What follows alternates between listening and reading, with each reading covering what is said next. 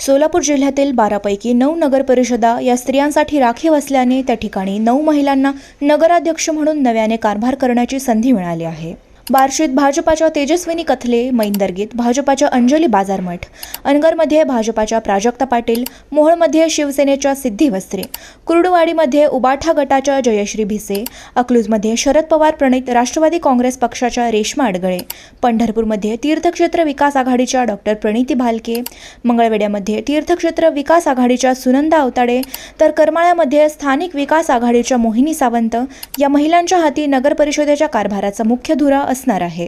आई बाबा होण्याचं स्वप्न आता दूर नाही.